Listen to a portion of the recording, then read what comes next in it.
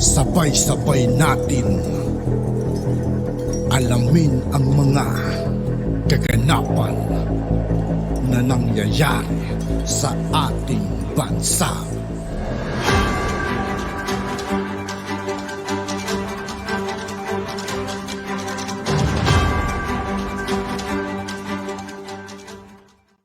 Yo, what's up mga kaibigan? This is I2K po again. Ngayon nandito naman ulit tayo sa channel ni Banat Kapanig TV. Dito naman ulit tayo magbibigay ng komento at reaksyon. Kaya samahan nyo ako guys.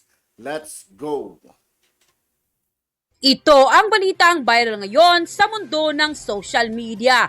Panawagan ng taong bayan, Congressman Rodante Marcoleta, ipalit bilang House Speaker. Ito ang sigaw ng taong bayan, lalong-lalo na ang mga solid Duterte supporters matapos maalis sa Kongreso ang confidential fund ni Vice President Sara Duterte dahil hindi di umano ito makatarungan. Kaya tanong ng ilang kababayan, tambaluslos, gumanti na nga ba? Pero bago ang lahat mga kapanig, kung bago Sa lahat ng hindi pa nakasubscribe mga kaibigan kay Banat Kapanig TV, mag-subscribe na po tayo at huwag nyo rin pong kalimutan mag-subscribe dito sa aking channel.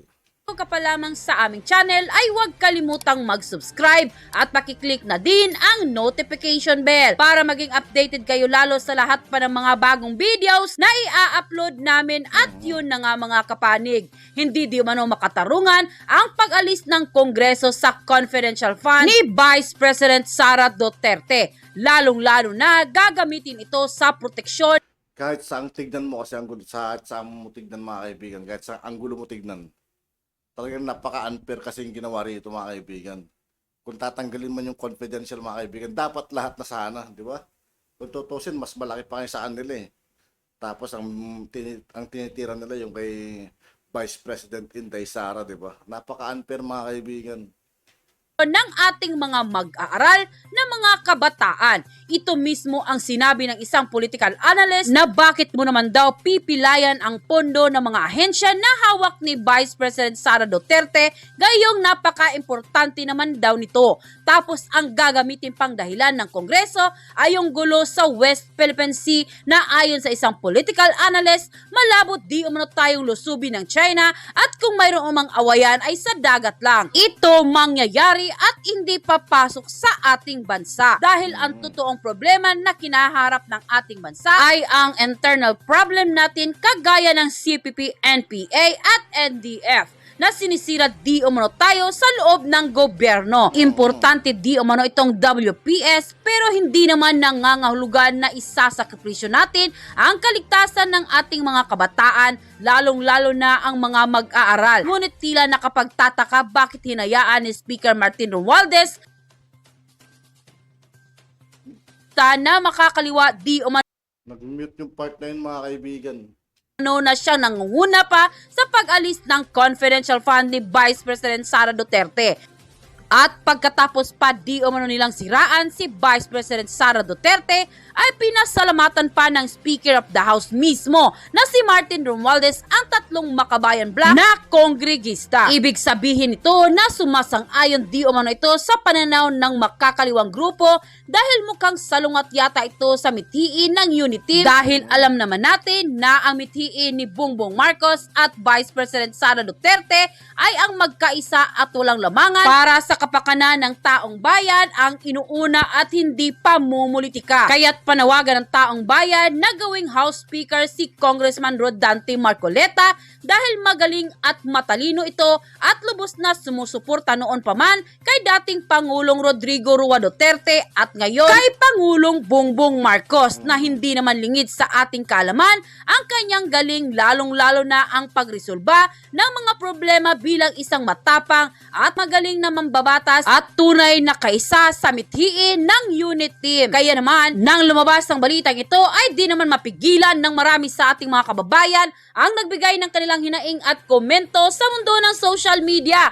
At ayon pa sa kanila, tanggalan ng pondo ang buong kongresista, doon natin malalaman kung talagang tunay silang maglilingkod sa bayan. Tama kasi Roque, politiko ang nangyayari sa ginagawa ni Speaker Romualdez. Magulo na at nakakainis, ipalit na lang si Marcoleta. Nakakalungkot lang yung gumagawa ng tama, siya pa ang mali. Laban lang po, Vice President Sara. Mahal na Pangulong Bongbong Marcos, sana nga po'y ipalit na si Congressman Marcoleta at matalino at magaling na mambabatas na the best siya sa House Speaker. Dapat lang natanggalin na si Martin Romualdez at siya ang sumisira sa ating mahal na Vice President Sara Duterte. Mabuhay ka, Atty. Roque. God bless you all. Napakaganda sana kung totoo si Congressman Marcoleta ang papalit dahil sa daming mambabatas. Kung si Kahit ako mga kaibigan, para sa akin, karapat dapat talaga dun sa pwesto si Marcoleta mga kaibigan. Kasi napakatalino niyan mga kaibigan at napakahusay. Congressman Rodante, baka maituwid na ang pamamalakad at magbago na mismo ang power of the purse at maalis na lahat ang karamihan na anay dyan sa Kongreso. The best idea that the Speaker Romualdez will be replaced by Congressman Marcoleta, who is not biased and capable as a Speaker of the House. End quote. Abay, tinanggalan lamang ng confidential fund ng Kamara de Representante si VP at Education Secretary Sara Duterte. Ano po ang pruweba na marami pa palang mga tanggapan ng gobyerno ang may confidential fund at hindi tinanggalan? O tignan po natin ito pong slide nito. Kung ano-ano pala yung mga ibang ahensya na mayroong confidential intelligence and extraordinary expenses. Yan po yung tawag dyan. Aba, nangunguna sa listahan natin ang Kamara de Representante. O ito po basahin natin. Confidential, intelligence, and extraordinary expenses. Extraordinary and miscellaneous expenses. Under one line po yan. 1.6 billion. O di ba? Ang mga taga-Kamara, wow, ang gagaling nila. Linipat daw nila ang confidential fund ni VP Sara sa mga ahensya na nakikipaglaban sa West Philippine Sea. Ang tanong, paano po yung 1.6 billion na Kamara de Representante? Para saan naman yung confidential, intelligent, and extraordinary expenses ng Kamara de Representante? Gaya din ba kayo ng Coast Guard? Gaya din ba kayo ng Navy? Ako nga nagtataka ko, bakit mo bibigyan ng intelligence funds ang Coast Guard at saka ang Navy para sa West Philippine Sea? Bakit? Pagbibigay ba sila sa mga assets ng mga Chino? Meron ba sila mga assets na Chino na bibigyan ng intelligence funds? Ang kailangan po natin sa karagatan, satellite images lamang. Satellite data na malaman natin kung sino-sino yung mga barko na nasa exclusive economic zone natin. So ano po? Speaker Romualdez, itong 1.6 billion, ibibigay din natin sa mga West Philippine Sea. Sige po, dahil kinakailangan, although similarly situated, must be treated alike. Ang tawag po dyan, Equal Protection Clause. So tanggalin po natin ang 650 ng Vice President and Education Secretary, pero ilipat din natin yung 1.6 billion ng House of Representatives na confidential, intelligence, extraordinary expenses, extraordinary and miscellaneous expenses. Now, alam ko po, sumagot na yung Congresswoman Kimbo. Now, ang sabi daw niya, iba daw ang miscellaneous, extraordinary and miscellaneous expenses. Iba po, kasi ako naging kongresista. Alam niyo ba? Okay? 2 taon naman po ako naging kongresista. Ang extraordinary and miscellaneous expenses, kahit anong expenses yan. Ang pagkakaiba, for purposes of liquidation, pipirma ka lang ng certificate. Totoo po yan. Naamin ko po yan. O yan, siguro hindi makakaila naman ni Congresswoman na Kimbo, no? Pirma lang po yan. Certification na ginastos ng congressman yan.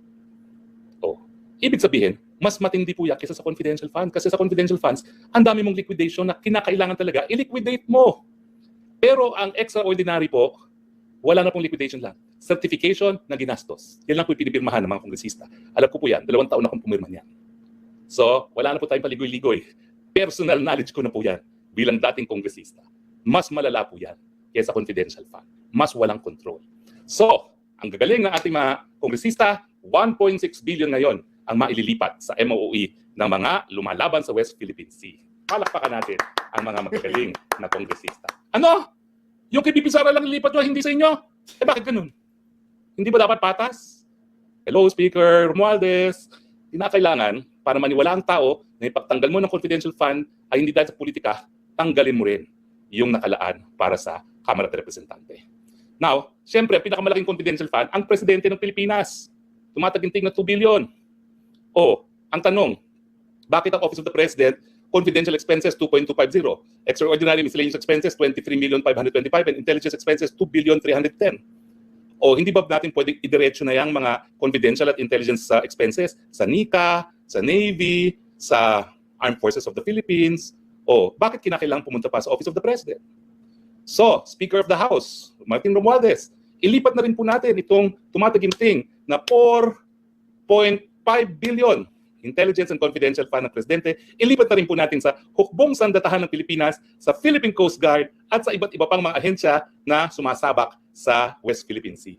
Siguro pambili na lang natin ng mga additional barko yan, kung yan talaga ang gusto. Ang sinasabi ko lang po dapat patas ang trato sa lahat. Kasi kapag tinutukan mo lang at pinuruhan mo lang ang Vice President, politika. Tinatanggalan mo ng pondo ang potensyal na kalaban. Now, siyempre, hindi magpapahuli ang Senado. Ang Senado, parang Kamara din yan. Pareho din po ng entry yan.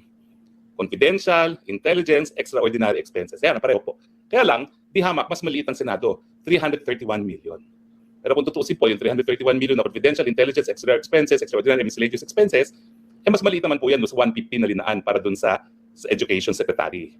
Although, mas maliit siya compared to sa 500 ng Vice President. Pero kung kumpara po natin, ibalik natin sa Presidente. Bakit ang Vice President, 500 million lamang, pero ang Presidente, sa confidential fund alone, 2.3 billion. Di ba pareho naman silang executive branch of government? Bakit ang Speaker of the House, tinanggalan sa Vice President, hindi tinanggal yung sa President? Dahil magpinsan o dahil banta sa 2028 ang Vice President. Malinaw na po mga kababayan hindi po kami nag-iimbento. Yan po ay nanggaling sa mga pahina ng General Appropriation Bill. Napaghahalatan kasi mga kaibigan, may halong pamumulitika na Didiscuss ngayon ng Kamara de Representante. O gusto niyo pang mag-education? Sige po, education tayo. Ano ba yung confidential? Ano yung intelligence? At ano pa yung miscellaneous? O tignan po natin, meron din po tayo slides dyan. Dahil alam mo naman, 15 years po tayo nagturo ng constitutional law din at ng international law. Ang confidential expenses po ay related to surveillance activities in civilian government agencies that are intended to support the mandate or operations of the agency. O, di ba ang Vice President naman po, gaya ng Presidente, may obligasyon na itaguyod ang saligang batas. May obligasyon na labanan ng terorismo. At yun na nga mga kapanig, ano na ang masasabi nyo? At yun nga po mga kaibigan, dito po nagtatapos ang ating reaction video. Muli, ako po si I2K ng Sundalo ng Dunggalo at 811. Maraming salamat sa patuloy na pagsuporta. Yeah, peace out.